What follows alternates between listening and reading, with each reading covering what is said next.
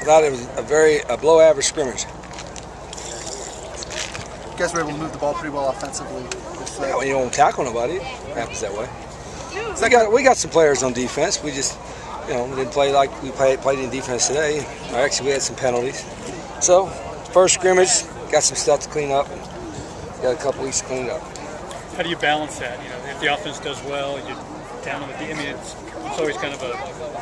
Yeah, just, everybody's got to play better. Our expectation is for everybody to play at a certain level of toughness and intensity and hopefully execution as well. But it's not, I'm sure a lot of coaches have issues at parts of camp. But, we got a lot of guys, frankly, on defense that have never played. And some that played before they were ready, but still, if you're out there, our expectation is you play at a certain, physicalness, and that wasn't there today. How do you guys get that harder? Just work it, and hope they have a sense of pride, which I think they do. I think we got a pretty good group of kids, so and it's harder with the young guys because the young guys they really don't know what they don't know. And our coach, I got a really good defensive staff, and they'll do all they can to get out of it, but. You can try to grind them to the nub, but that's not always the best solution. We just got to make sure they understand our expectations and how we want our program to be viewed and people play us. Has it been your experience that the offense is ahead of the defense when you put in these it really schemes? depends on the experience, probably, in regards to the scheme. Usually the more experienced unit is ahead of the other at this point in camp, and that's certainly true now for us. So, that's probably a big part of it. I mean, we've got a lot more guys that play, but it's, it's still a new system to it all. But, when you're teaching, if you remember the spring, I said in the spring, not only are you teaching the scheme, but for young kids, you're teaching fundamentals. I'm talking about blocking and tackling and getting off blocks. And so, that's the problem when you play so many young kids that they've got to learn the scheme and they also got to learn fundamentals. So that's the hard part.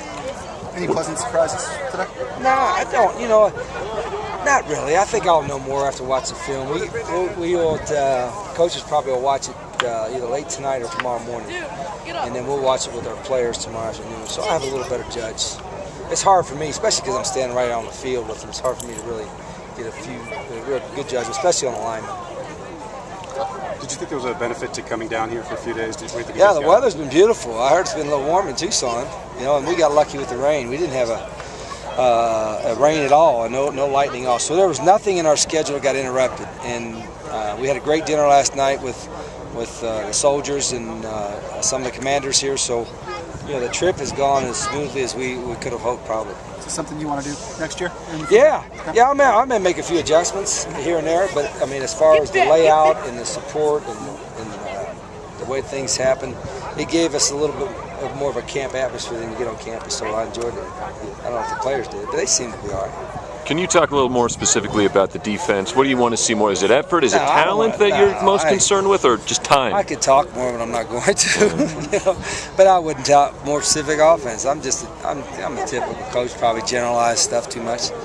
I had seen some pretty good steps in camp, and I think it's probably to be expected with an inexperienced group of guys to be up and down a little bit, but that's not our expectations. We had a couple really good practices defensively, and today was not a good one. Simple as that.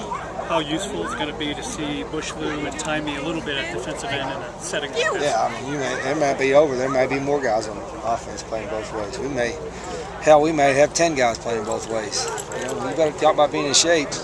If I do that, I'll have to change our system offensively.